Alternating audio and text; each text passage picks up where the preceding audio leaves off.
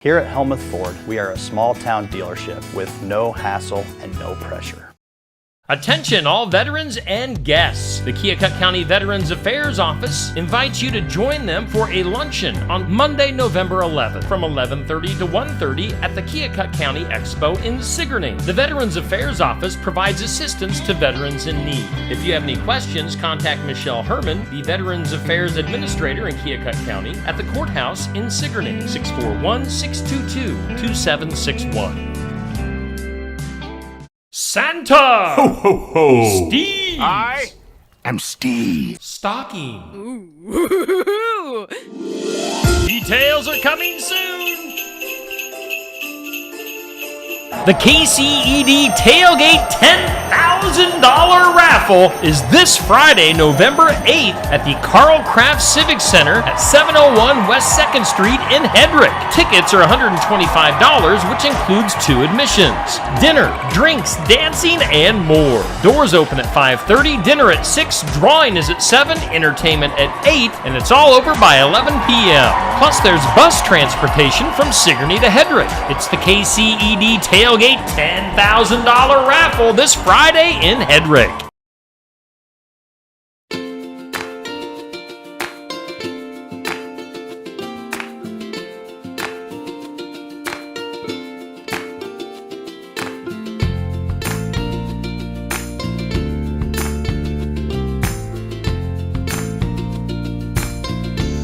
Hello friends, welcome to the Library with Miss Amanda here on Steve Shetler Media. Last week I featured our freezer meals. This week we're going back to our normal program. So last week our question was about ZZ Top, and we were listening to music while we were doing freezer meals, so this random factoid came up, and I shared it with the girls and they thought it was funny. So my question last week was, what member of ZZ Top does not have a beard?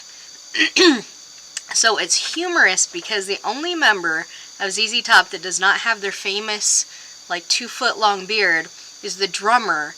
And it's funny because his name is actually Frank Beard. So he's the only member of ZZ Top to not have a beard. He wears a mustache, and for a short while he did have a goatee, but he's never had the whole big long beard like everyone else in ZZ Top has. My question this week is about a little bit about autumn weather and what happens to hay bales in this autumn weather. So what happens if hay bales get too wet? So you might see some people have covers on their hay bales out in their fields, but some don't. So what happens when that gets wet? Like, does it get moldy? Like, what happens? I always have wondered that. So I thought that'd be a good factoid for you guys today. And I'll tell you what happens to them at the end of our segment here. 2 books you don't want to miss this week are 2 that we are featuring for our programs. So the first one is for our book club in November.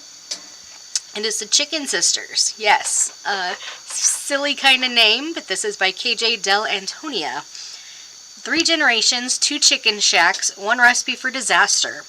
In tiny Merrimack, Kansas, chicken Mimis and chicken Frannies have spent a century vying to serve up the best fried chicken in the state, and the legendary feud between their respective owners, the Moores and the Pogacielos, has lasted just as long.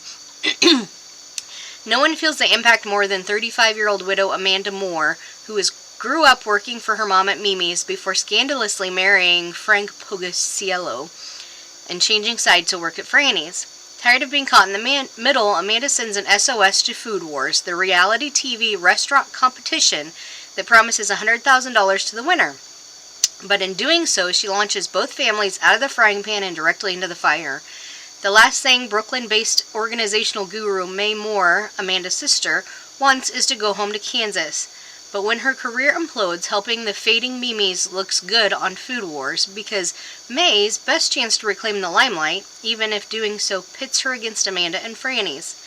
Yet, when the family secrets become public knowledge, the sisters must choose. Will they fight for each other or for their heritage?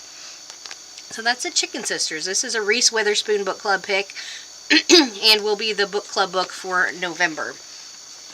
Our second book you don't want to miss is from our Cook the Book series that we do here at the library, and we're doing Fix It and Forget It Christmas Cookbook for December. So this features slow cooker recipes.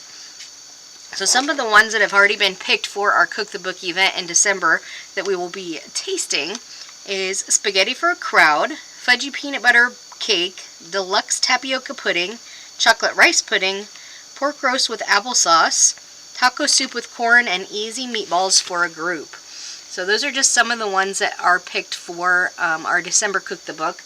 But this is all slow cooker recipes that are great for the holidays. So it's not available for checkout, but if you would like to come and browse it while you are at the library, you are free to. It'll be on the front desk. Alright, upcoming events at the library. Like I said, our Cook the Book event will feature Fix It and Forget It Christmas recipes. That will be on December 9th at 6 p.m. here at the library in our meeting room. Toddler times for November. We had a great toddler time this past Monday.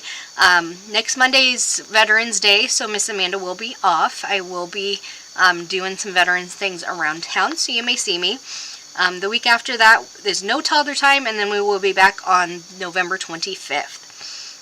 After school programs for November will be next week, the 12th, 13th, and 14th. So the 12th will be 4th, 5th, 6th. The 13th will be 2nd, 3rd, and the 14th will be K1, right after school until 4:30. Our book club that is reading The Chicken Sisters will be on November 16th at 10 a.m. Reminder, if you come to our book club, make sure you are going in the door that is back by the shed, our side door. The front doors will be locked, but if you come in the side door, it will be propped open for our book chatters. November 16th at 10 a.m. Our freezer meals for November. This is the last ones of the year. So we do not do freezer meals in December between Breakfast with Santa and after school programs and Christmas. There's just not time in there to do it. Sorry, I got a frog in my throat today. So freezer meals, the pickup dates will be November 19th and 20th. We will close registration on Friday the 8th. So this Friday, if you are not registered, that will be our last registration for the year. We will be back in January with freezer meals, but we do take December off. So our holiday hours, Thanksgiving Eve, we do close at 5 on the 27th, and then on the 28th we are closed all day, but we'll be back open on Black Friday the 29th. So my question of the week, what happens if hay bales get too wet?